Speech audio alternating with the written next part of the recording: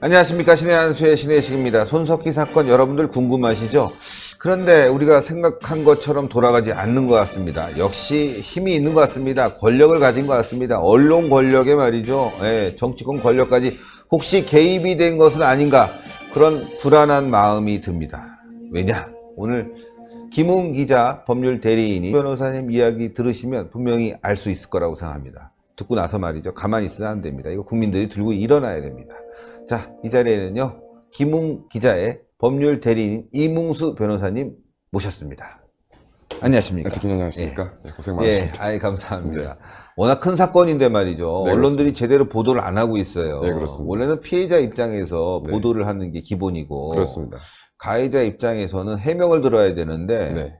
그 해명이 다 거짓말이면 기자가 계속 질문을 해야 되는데, 그렇습니다. 그렇지 않고 딱 그 해명만 받아서 써버리고 말아버리고. 현재 상황이 좀 그렇습니다. 예, 그리고 오히려 김웅 기자한테 자꾸 압력을 넣는 네. 그런 보도라든가 또 조사 상황이 나오고 있어서 걱정이 됩니다. 네, 그렇습니다. 지금까지 조사 상황 어떻게 되고 있습니까? 네, 뭐 잘 알고 계시겠지만은 이제 네. 손석희 사장과 김웅 기자에 대한 한 네. 번씩의 이제 피의자 및 이제 네. 고소인 조사가 진행되었고, 네네네. 이제 저희 쪽에서는 이제 양쪽 주장이 너무나 상반되기 때문에 바로 대질 조사나 뭐 거짓말 탐지기 조사까지 요청을 했는데, 현재 거기까지는 이루어지지 않고 있는 상황에서 뭐 경찰을 곧 이제 검찰로 송치하겠다고는 입장을 밝힌 것으로 알고 있습니다. 예. 자, 일단 조사는 다 끝났고. 그렇습니다. 예. 드러난 사실을 보면 문자 내용이 있고, 네. 주고받은 녹취록이 있고. 예. 이건 뭐 명백한 증거 아니겠습니까? 저희 쪽은 그렇게 생각하고 있습니다. 예. 그리고 또 하나는 이제 정황이라는 게 또 중요하죠. 정황이라도 굉장히 중요합니다. 예, 이 정황이 사건 굉장히 중요한데, 이 정황에 대해서는 일부 물타기가 좀 시도가 돼서 네, 그렇습니다. 좀 답답한 부분이 있지만, 네, 뭐 누가 봐도 그 정황에 대해서는 의심스러울 수뿐이 없는데, 네, 그렇습니다. 일단 제가 궁금한 건 말이죠. 네.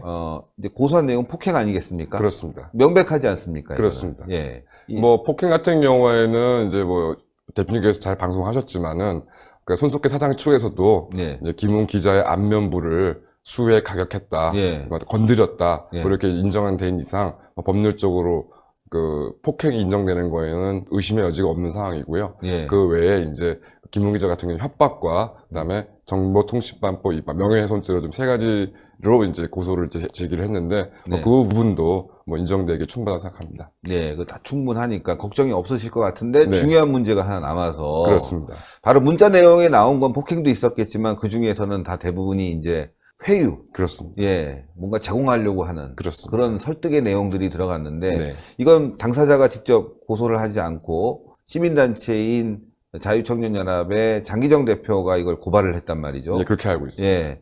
근데 여기서 좀 궁금한 게, 당연히 제가 봐도 문제가 되는데, 네. 그러면 고발자에게 다시 물어봐야 될 텐데, 그렇지 않고 네. 변호사님한테 전화가 왔다면서요, 경찰이? 예, 저희 변호인 쪽, 저한테 직접 연락은 온 건 아니고, 네. 그러니까 취업 제한의 어떤 그 부분에 대해서 네. 저희 공동 변호인에게 전락을 해서 네. 뭐 그런 것들을 확인했다고 전해 들었습니다.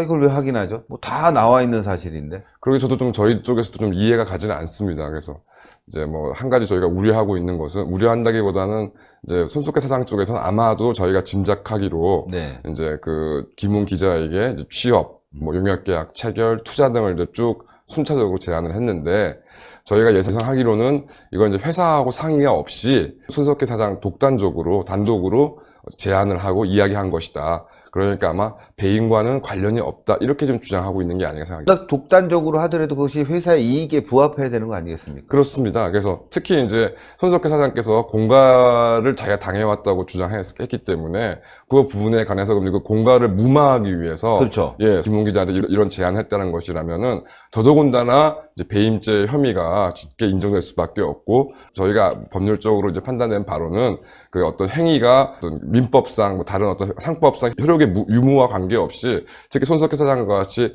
책임 있는 자리에 있는 분이 어떤 회사의 이익에 반하는 어떤 행위를 제안한 것만으로도 배임죄의 실행에 착수가 있다. 다만 그것이 이제 실질적으로 돈이 지급되거나 하지 않아서 기수에 이르지 않았, 그러니까 배임죄가 완성되지 않았다는 부인 것이지, 배임죄의 죄책이 인정되는 데에서는 저희는 의문이 여지가 없다고 생각하고 있습니다. 예, 그러네요. 아니, 뭐, 문자에 보면은 기자직 제안하고, 조금 어려운데 기다려봐라 예, 얘기하고, 그렇습니다. 그리고 그게 다 안 되니까 네. 하도급업체인가요? 예, 용역 계약을 이제 용역 체결해주겠다. 그 체결을 다음에 이제 하자. 투자를 하겠다. 투자를 하겠다. 네, 이렇게 얘기가 나오고. 아, 그 회사 무슨 상관이 있을까요? 회사에 이득이 될까요? 저는 그게 지금 의문인데, 회사에 이득이 되려면 네. 그만한 이제 어떤 기획안이 있어야 되잖아요. 그렇습니다. 기획안을 제출을 하고 그렇습니다. 그 기획안이 도움이 됐다. 예. 그러면 해볼래? 이렇게 얘기하는 건데 기획안도 제출하지 않고 자기가 만들어서 이거 할래? 이거는 어떤 사정도 다 문제가 될 것 같은데요. 뭐 조그만 뭐 그냥 중소기업도. 그래서 최근에 이제 모 종편 방송에 이제 어느 변호사님께서 이제 어떤 그 JTBC라는 회사의 손석희 사장이 가지고 있는 이미지가 굉장히 더 크기 때문에 뭐 그것을 어떻게 무마하기 위해서 어떤 회사가 이제 어떤 조치를 취하는 것이 뭐 배임죄의 어떤 죄책이 인정되지 않을 수 있다 이렇게 말씀하신 걸 제가 직접 들었습니다. 예. 굉장히 깜짝 놀랐는데요. 예. 그러니까 만약 그런 식으로 만약 논리가 성립된다면 당연히 대한민국 대기업 재벌들의 회장님들은 그 회사의 가장 제일 중요한 자산들이시죠. 예. 그럼 그분들이 뭐 원하시는 대로 뭘 하는 대로 다 마음대로 하는 게 허용되었다면 이제까지 왜 재벌 회장들이 그런 배임죄 문제 등으로 감방에도 갔다 오시고 또 수사도 받으시고 했던 게 다 이유가 없어지는 것이죠. 그렇죠. 예, 예. 그런 논리를 생각한다면은 이제까지 도대체 대한민국은 뭐 한다고 재벌 회장님들 이렇게 괴롭혔는지 의문이 들지 않을 수 없습니다. 그래서 그런 논리는 성립될 수가 없습니다. 그렇죠. 네. 회사에 이득이 되는 방향에서 그렇습니다. 예, 오너가 움직이는 거고 대표가 그렇습니다. 움직이는 거지 그렇습니다. 자기 독단적으로 네. 기획사 하나 없이. 그렇습니다. 그리고 문제는 저는 이렇게 봐요. 그 문자를 주고받는 과정에서 자기가 잘 얘기해놨다. 예. 이거 문제 아닙니까? 문제입니다. 예. 예. 얘기할 필요가 없는 거죠. 이 사람의 실력이나 능력이 출중하다면 당연히 뽑아줄 건데. 그렇습니다. 이걸 뭔가를 갖다 감추려고 했다는 거. 그렇습니다. 예, 이걸 이제 문자 내용에도 들어가 있고, 네. 뭐 나이가 좀 많죠, 사실은. 네, 나이가 좀 새롭게 기자를 하기에는 좀 네. 나이가 많다. 네. 그렇기 때문에 누가 봤을 땐, 이렇게 나이 많은 사람을 뽑기에는 좀 그래. 네. 이러니까 뭔가 좀 손을 쓴 거 아닌가. 예. 뭐 이런 게 문제잖아요, 사실은. 그러니까 최초로 이제 김웅 기자가 이제 뭐, 그러니까 손석희 사장을 처음 만났을 때는 뭐 취업이니 뭐니를 전혀 얘기를 그러니까 생각도 하지 예. 않고 있었습니다. 예. 뭐 잘 아시는 부분이지만 이제 2017년 4월 16일 세월호 3주기 이제 밤에 있었던 교통사고에 대해서 이제 제보로 접수하고 이제 김웅 기자가 사실 맨 먼저 관심을 가졌던 부분은 당연히 그날이 일요일 휴일이었기 때문에 네. 그러니까 당연히 그 공용 차량을 개인 사용 목적으로 사용했는데 또 거기다가 교통사고가 발생했는데 그거를 정상적으로 보험 처리를 하지 않고 또 피해자하고 임의로 이렇게 네. 현금을 주고받는 거를 합의를 처리했지 않습니까? 그래서 과연 이렇게 하는 부분이 회사 자산을 사용하는 부분에 대해서 법적인 문제가 없는지가 이제 가장 첫 번째 사실은 관심사였고 예. 그런 부분 때문에 이제 이전 직장에서 이제 공용 차량을 관리하던 직원분한테 전화를 걸어서 어떻게 되는 것인지 확인을 한 후에 이제 2018년 8월 28일 날 이제 어떤 취재를 하겠다고 얘기를 하고 그 다음 날인 8월 29일 날 손석희 사장을 만납니다. 네. 그래서 이제 취재를 말 그대로 이제 기자로서 취재를 하게 된 것이죠. 네. 하게 됐는데 이러저러한 상황 속에서 이제 서로 뭐 일단 기자를 자기는 작성하지 않겠다고 의사를 표시했더니 대뜸 손석희 사장이 어려움이 있는 걸로 내가 알고 있다. 예. 그래서 그 어려움지 않게 해주겠다. 그 자리에서 손석희 사장이 직접 취업을 제안을 한 겁니다.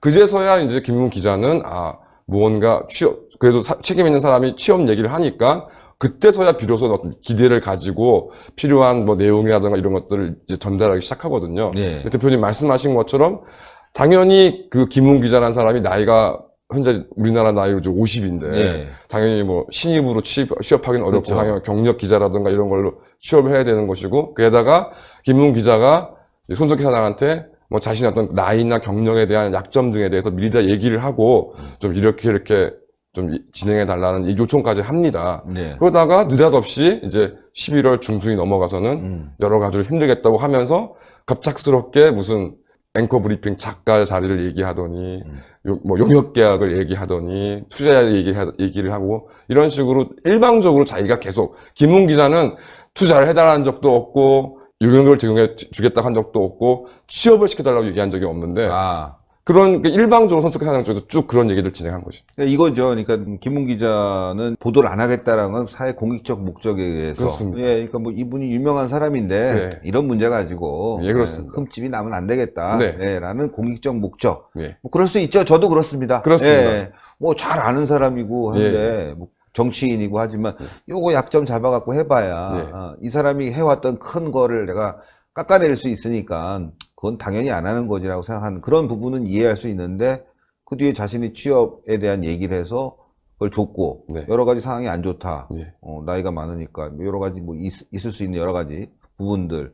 그래서 생각을 안 했었는데 제안을 예. 했다는 거는 결국 혹시나 이게 안 됐기 때문에 나중에 기사를 쓰는 거 아니냐. 그렇습니다. 이런 불안감 아닌가 생각돼요. 그러니까 이제 그 김웅 기자 이제 입장에서는 이렇습니다. 그러니까 김웅 기자 입장에서는 처음 이제 만난 2018년 8월 29일 날 그것도 JTBC 이제 사장실에서 이제 손석희 사장하고 처음 이제 대면을 하고 그때 얘기를 꺼내고 그 이후에는 김웅 기자가 먼저 그 사건에 대해서 얘기한 적은 없고 다만 이제 손석희 사장에 대한 일종의 고마움으로 이제 이렇게 문제가 됐을 때 이렇게 대응하시는 게 좋겠다는 안까지 이제 만들어서 이제 보내주는데 반면 손석희 사장 같은 경우는 김웅 기자와 그 뭐 취업이라던가 다른 얘기들을 하면서도 은연중에 그런데 혹시 그 기현이차 기사들은 뭐라 그래요? 뭐 요즘에 뭐 그거에 대해서 더 아는 사람들이 있나요? 네. 드문드문 그런 얘기들을 계속 합니다. 그리고 이제 결과적으로 이제 취업이 이제 힘들겠다는 얘기를 채용도 통보받은 후에 이제 김웅 기자 입장에서는 그러니까 속된 말로 좀 스타일이 구겨진 거 아니겠어요? 체면도 구겨지고. 그래서 네. 알겠다. 그러면 이제 이런 그런 제안에 대해서 내가 거절하겠다. 이제 더 이상 얘기하지 마시라고 했는데 네. 그 끊임없이 손석희 사장이 오히려 그러지 마라. 내가 어떻게든 뭐 일을 제가 말을 그렇죠. 그게 다 있습니다. 네, 내용이. 녹화 다 있는 내용들입니다. 그런 의사들을 보여주는 거죠. 저는 말이죠. 만약에 김웅 기자가 이 사안을 갖다가 고소를 했다면은 좀 다른 문제라고 보여요. 왜냐면은 그래도 뭐 취업 얘기가 왔으니까 그렇습니다. 서로 주고받는 부분에 있어 당사자 문제니까 그렇습니다. 다른 분인데 이건 시민단체가 봤을 때 네. 제3자가 봤을 때 문제거든요. 그렇습니다. 당사자가 이렇게 한다? 아니 서로 그렇게 해도 문제야 이거는. 그렇습니다. 내가 봐도 문제야. 뒤 과정은 더 문제야. 라고 그렇습니다. 해서 자유청년연합의 장기정 대표가 고소를 한 거죠. 그게 바로 시민단체가 할 일 아니겠습니까? 그렇습니다. 예, 우리 사회의 문제점에 대해서 지적하고 그걸 판단을 받게 하는 건데 경찰이 뜬금없이 변호인단에 전화해서 김웅 기자 변호인단에 전화해서 물어보는 자체가 좀 이상하다. 뭔가 이거를 빼려고 하는 것이 아니냐. 이쪽 입장을 들어서. 네. 예, 알고 봤더니만 서로 다 돼 있는 거야. 그리고 회사에서도 문제 안 삼아. 예. 아무 문제 아니야라고 덮으려고 하는 것이 아닌가. 그러니까 좀 약간은 좀 그런 의심이 좀 네. 들지 않을 수는 없는 것이 이제 대표님 계속 말씀하신 것처럼 저희가 관련된 문자 내용, 통화 파일, 통화 녹취록 일체 다 제출했고 심지어 이제 경찰에서 그 김웅 기자의 휴대폰 포렌식까지 작업을 진행을 해서 네. 그러니까 필요한 모든 자료들은 다 제출되어 있습니다. 그 다음에 당연히 이제 경찰 쪽에서 의문을 풀었던 이제 마지막으로 이제 손석희 사장하고 김웅 기자가 만난 날 이후에 무슨 제안이 있었는지 없었는지, 그 다음에 1차 피의자 및 고소인 조사를 받은 3월 1일 이후에 어떤 제안이 있었는지 없었는지는 저희가 얘기한 적도 없는 부분이거든요. 그러니까요. 그런 부분을 왜 변호인한테 연락을 해서 그걸 확인받으려 했는지 저희로서 그 의도에 대해서 좀 궁금해하지 않을 수가 없습니다. 그러네요. 일단 뭐 김웅 기자와 손석희 사장 간의 폭행 부분은 너무나 분명하고 그렇습니다. 그 녹취 파일을 들어봤을 때 여러 가지 제안을 하려고 했지만 다 필요 없다. 그렇습니다. 때린 거 아니냐. 사과해라. 그렇습니다. 이 부분을 물어본 거고 그렇습니다. 제3자가 봤을 때는 이거 사장이라는 사람이 말이야. 사람 때리고 서로 자리 주고 받으려고 한다. 그렇습니다. 3자가 보면 문제가 되는 거예요. 지금. 그렇습니다. 제가 봤을 때는 이거 네. 법리적으로 보면 문제가 되는 거고 당사자 간에는 그럴 수 있죠. 그렇습니다. 사장이니까 이제 참 취재 잘해 똑똑해 취업을 시켜주려고 했지만 그게 안 됐으면 거기서 끝나야지. 그걸 계속 이어가면서 이야기했다는 거. 이거 저는 변호사도 아니고 법을 잘 모르지만 상당히 문제가 있어 보이는데 아마도 제 생각에는 경찰이 전화를 해서 네. 서로 간에 이렇게 좋게 얘기한 거 아니냐. 네. 그거를 좀 잡아내려고 한 거 아닌가 싶어요. 뭐 그런 느낌도 좀 없지 않아 저도 뭐 들지 않을 수가 없고요. 이제 대표님께서 잘 말씀하신 것처럼 이제 오히려 김웅 기자 같은 경우는 배임에 대해서 생각을 안 해봤을 겁니다. 왜냐하면 이제 그 자기가 필요해서 네. 회사 JTBS 회사가 필요해서 이제 책임이 있는 사장인 손석희 사장이라는 사람이 이제 판단을 내려서 진행하는 줄 생각했겠을 겁니다.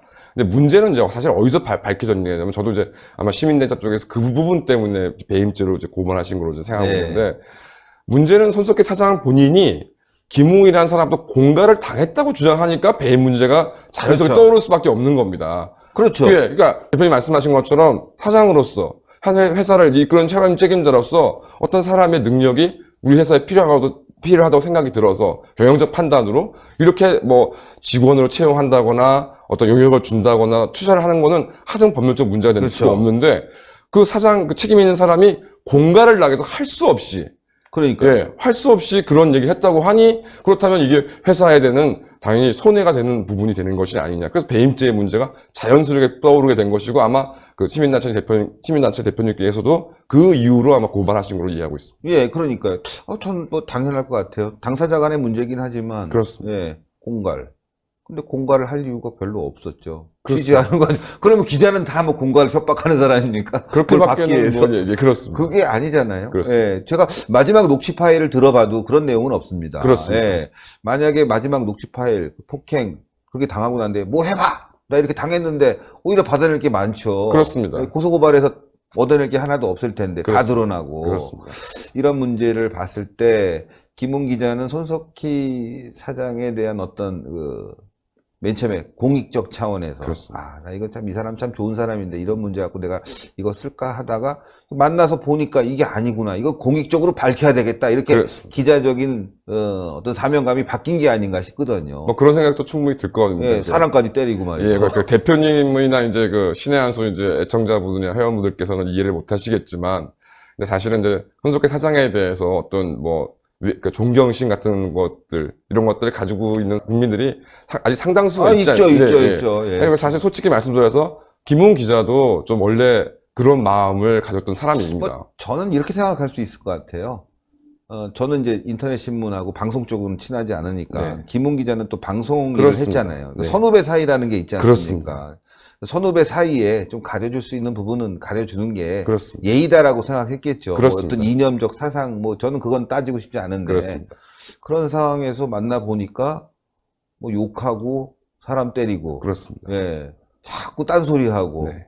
그리고 기자라는 게 저는 이건 사담이지만 이제 취재 안 합니다. 그러면 솔직하게 얘기할 수 있어요. 그렇습니다. 예, 이러이러한데 사실 네가 이해해 줘. 응? 그리고 앞으로 우리 잘 지내자 이렇게 그렇습니다. 해야 되는데 끝까지 네. 깨끗한 척을 하니까 이 사람이 가 문제 있구나. 그리고 또 다른 취재가 들어왔더라고요. 그렇습니다. 오토바이랑 박은 사건도 있고 이건 좀 심각하다. 그렇습니다. 여러 가지 상황들이 네.